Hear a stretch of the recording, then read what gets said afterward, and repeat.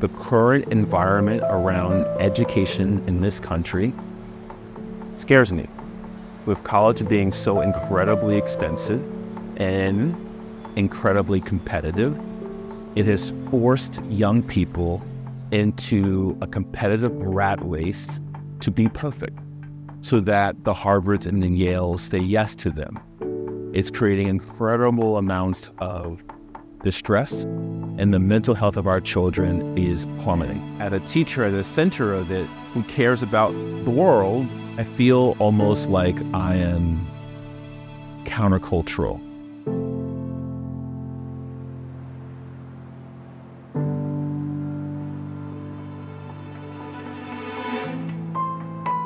It didn't come to me from thinking, it came to me in a dream.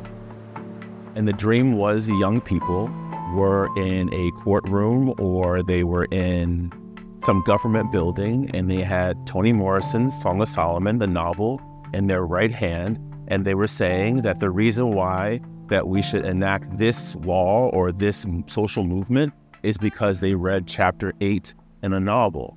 And I remember waking up and being like, that is it. I don't know what that was, but that is a defining moment of what I will create. Young people reading literature in professional spaces to create social impact. And that was 9 years ago, and now we're still doing that.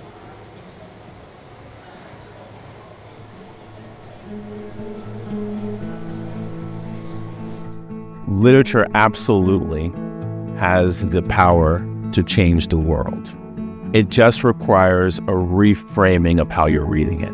Especially literature from marginalized voices, often in schools are read a particular way. It's like, here's the author who is from Somalia, and it's from the Somali perspective. Nothing wrong with that. It's about increasing diversity in book lists, nothing wrong with that.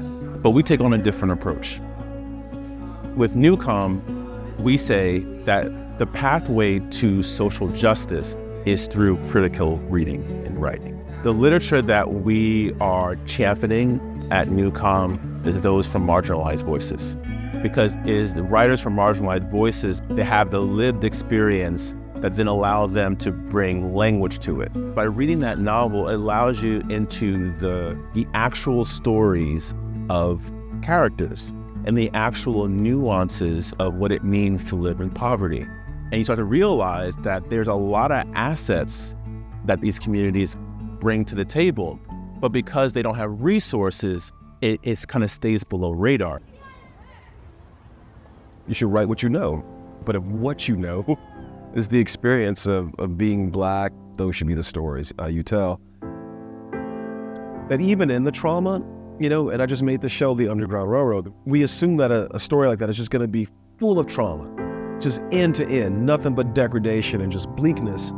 And yes, that very much was a part of my ancestors' story, but the fact that I'm sitting here, Chini's sitting here, all y'all are sitting here, it is impossible that there was no love, that there was no joy, that there was no beauty, that there was no life. And so I wanted to rush into that space, which is a very dark space, and tell the truth about that darkness, so that we can arrive at a scene where a man and a woman are sitting by a fire, and that woman can put her hand on his chest and just say to him, I see you, and I always did. Because I have no doubt my enslaved ancestors had moments like that. If you think about Black people in this country, the thing they robbed us was not only our bodies, but our language. It's created generations of people who are still trying to find themselves in systems that don't serve us and try to figure out, what language do we speak? Where should I reside? What writers do, the Toni Morrisons, the Jane Baldwin, and the Octavia Butler, provide a language that allows us to see Black folk owning space and navigating really challenging pain points. And so what NewComm says is, hey, let's read James Baldwin, but we're reading it to dissect its language. And if we dissect its language, we can have a better understanding of how we are operating and navigating spaces, because Baldwin did it for us. There's value in storytelling, especially from writers who have been historically excluded from telling their stories. right? There's something about when those folks are telling their stories that is useful. And so we leverage a really deep understanding of storytelling to do research.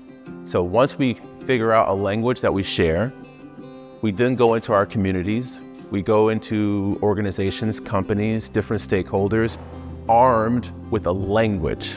A startup bank about to launch this summer, you're gonna go see, right? In Midtown Manhattan. They've raised millions of dollars. They're positioning themselves to be an anti-racist bank. I want you all to extract value from that experience and bring it back to the Bronx. People here don't have money, they don't have this, they don't have that, they don't have the things that we want to make money off of them, so what do we have instead?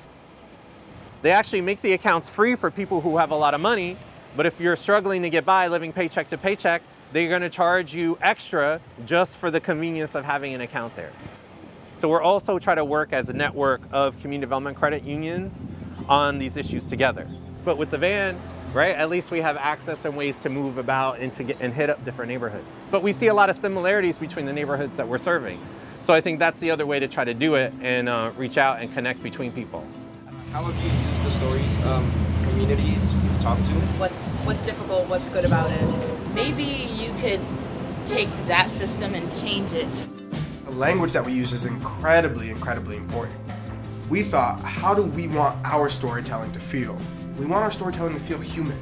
We have anthropologists in-house who do a lot of research to figure out, one, how do we earn trust? What does it mean to live paycheck to paycheck? We're working on a piece right now about that language of paycheck to paycheck. What does that mean? Who's impacted by that language? The language of like underbanked versus unbanked. Have y'all heard that language before? So we actually use different language. We use underserved communities. Oh, they're underserved. They actually could be served better. Financial wellness and financial health is not just about financial literacy. You had mentioned this thing about like, how did I spend the money? It's not just about that. It's about my relationship with that money. And that is rooted in the relationship that my family had with money, the relationship that my culture had with money. And if we can start to understand that, we can make decisions that are just more informed. And if you don't even understand your own story, if you've already allowed other people to identify and define what your worth is, then you're just gonna continue to do that back-breaking job and you can be like, forget my dream, I gotta do this. Often when you live in the communities I lived in, everybody else is architecting your life. Your circumstances, you know, your finances, your parents. I understand why people run towards money. I get it. I was only son of Nigerian immigrants, the only boy. I have 3 sisters. Every day we would hear about incredible sacrifices that they made for them to be in this country and to raise us. And so I felt a really intense pressure to be financially successful. I was very lucky to get an internship at a bank for 4 summers in high school. And so I said, easy, I'm gonna go work at the bank. I'm gonna do that and become successful. I'm going to become one of the successful people who wears the nice suits and have the corner offices. And I did it for a very long time. And then it took the final interviewer to do a full-time job at the bank. Then she said, what will make you happy though? Being one of the leaders here at the bank or creating a program that you designed. They can do whatever they want with the sole purpose that they're going to change the world. You need to apply to be a teacher. And this job will be here. And if you don't like it, come back. We will give you this job. But I have a funny feeling you're going to be a transformational teacher. Email with the paragraphs on it. To this day, I have no idea what she saw in me. But I'll say this, even this year in its fellows, there are certain students in this program, I see something in them that they don't see in themselves. And I don't know what it is, a kind of pattern recognition. Just from being around a lot of young people, you start to recognize some patterns. I'm like, oh, one day that kid's gonna do, I could just feel it. How are we feeling? We good? Need more time? My name is Kyle Trainum, and I had the privilege and pleasure this summer serving as the Dean of Students at NewComm project and also serving as the writing instructor. I was really intrigued with the visionary of NewComm. As somebody who teaches literature, we are often met with like, how does this play any role in my life? And I constantly have to tell my own students that literature is all around us, but NewComm sort of took literature in a practical way. And I thought that was fascinating because I don't know many other programs that are doing that. That was a great way, from a bias point of view, to keep literature alive and to see the humanities actually flourish. That came through by challenging them in a way to think about literature beyond just here's a metaphor, here's a simile, but to really hold them to the standard and challenging them to think about the questions that were at hand. About how do you develop a proposal, right? You really want to develop a proposal based on Aristotle's rhetorical appeals. Think about ethos, think about logos, think about pathos. Talking about interviewing, my name is Lauren Stockman Brown, and I am the Director of Education and Research at the New Community Project. Whenever we did conversations on interviewing, research, qualitative and quantitative research, there was always a twist of Black storytelling, or how does your identity as a person of color growing up in the Bronx impact how you would approach a certain interview or a certain question. I grew up in Westchester, New York. I went to one school district between the ages of whenever I started school, so 4 to 18 years old. It was a predominantly white institution, which is what some of our students here are navigating as well in their own spaces. And it was in college that I started reading books about James Baldwin, Octavia Butler, Toni Morrison. That's what opened my eyes to some of the difficulties that I was experiencing in high school. What I at first saw as insecurities in that space, but what I then learned were systemic oppressions and real issues that stem from different aspects of social justice. Growing up as a Black girl in predominantly white education, I kind of fell prey to the ignorance that Eurocentric standards and features were superior. And so I also think like the ignorance just in PWI schools and institutions about Black hair is something that I really struggled to cope with. Like my hair in its natural form is just not good enough to be presented in a professional space. Because you're complimenting me when I look like this person, not when I look like my actual true self. Right. My favorite part of what Abdul said was this idea of tool, right? So Abdul plays the trumpet. Okay, he plays a trumpet. And he's referring to something like an instrument as a tool. Who can explain that further? We have a musician in our course, and I wanted him to come in and present his trumpet and his skills in that way. And there's a vulnerability that comes when you're performing. And he's someone who's quiet. So when he had the chance to do that, there's a loudness that came from that without speaking. I think storytelling and trying to understand someone's story, it taps into all of those goals. Being vulnerable, being performative, not in a false way, but just in a way that's sharp and stern and firm and powerful.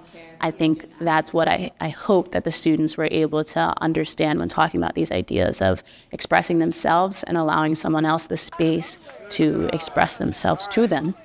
That's usually not included in quantitative data because it doesn't match the broad generalizations. It's usually not included, which is why there has to be an overlap or a use of both so you can understand the entire story. Good. Good. Did everyone hear that? Is it feasible with the financial constraints of $10,000? 1, is it feasible? Can we do it?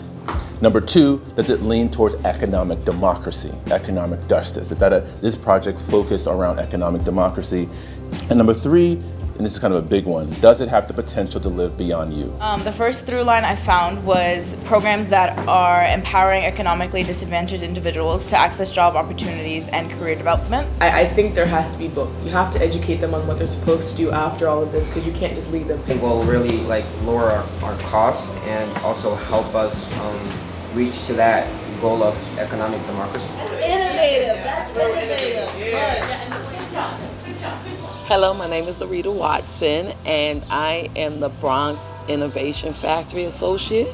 So I work here at BCDI, in particular in the Bronx Innovation Factory. And it'll look good on that. It's encouragement. And this program will I do appreciate that they're willing to look beyond what they didn't know to innovate. The critical thinking that was involved was very impressive. It was really great to see because these are 11th and 12th graders, and they're willing to flush out new ideas and new solutions to old problems. There's so many talented people in this community, musicians in particular, like off the chain talented, and they're play professionally in bands, but they're always traveling to Brooklyn because there are no venues up here. And you'll see that in your own work, as you're continuing the program that you're doing. Like, what is it about the particular places that you're in that either attract or repel you? So doing these type of projects, we call it lifestyle infrastructure, having cafes where people could hang out, these are open mic nights, there's art projects, there's community, actually interestingly enough, there are folks who've done things like community credit repair workshops here, we've had painting, we've had all sorts of stuff, and we don't really do the programming, we simply provide the space for people to do it and open it up for folks to be encouraged by it. Because that's the thing, community's not just a place, it's an activity, but you do need places to do it because people want to be inspired by where they are. So yeah, so that's why we build things like this, to give people an opportunity to want to stay. Yes, thank you so much. Oh, my pleasure. Thank you so much. 1, 2, 3. It was really interesting to do this program because it kind of contributed to my passion for social advocacy and the fact that I want to make a social change, and it kind of gave me that confidence that even at my young age, I can do something. My favorite moment, probably meeting everybody and just interacting with people and just knowing that I'm not the only person from the Bronx. There's more people like me, and there's more people that want to do something in their life that will create impact. My favorite part is meeting people, because I'll tell you, I'm not a social person at all. So I think the program pushed me out of my comfort zone. And it's really cool being here, really fun meeting all these people, being able to work together to create something that I didn't think I would be able to do in my whole entire life. The biggest achievement I've seen is that these kids are friends. The fact that we got kids from different schools to come together for a month and that they're now on a group chat with one another, talking about things that are not fellows related, is the success. We are trying to build a network of young people that are sharing resources at scale.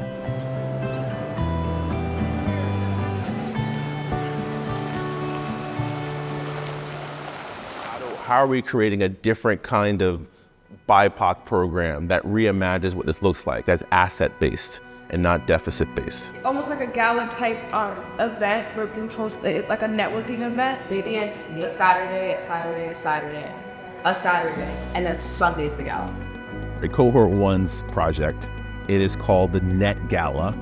And really what they've seen in this novel of A House on Mango Street is that Esperanza has a lot of thought and ambition for herself, but there's no mentors. And so the thing that our students identified is that what if we expand the social capital of young people early?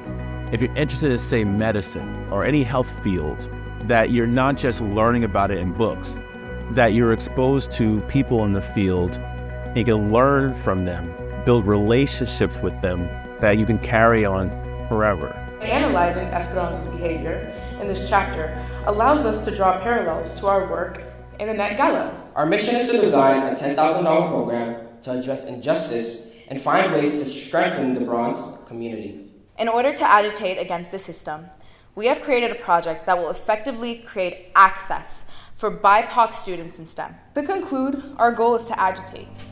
We want to take control of the narrative systemically placed upon underrepresented groups.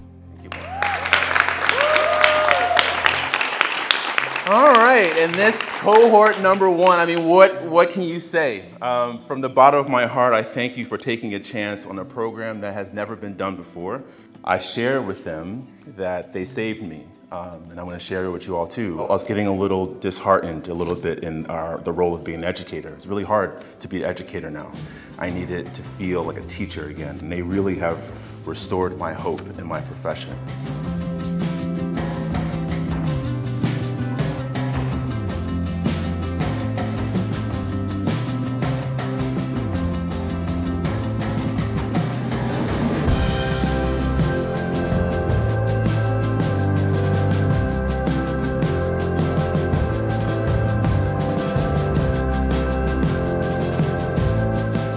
Thank you so much, Mr. Asaluka, for allowing us to be a part of your passion, for making it be our passion, and giving us that space for us to make friends and have conversations. And this program that you've created is just so much bigger than us. Chidi, you were an amazing person, and I'm so glad to meet you. I think you're one of the most influential teachers I've ever had, and I truly look up to you. You've really become one of my biggest role models. He inspires me to do better, inspires me to also do more good in the world.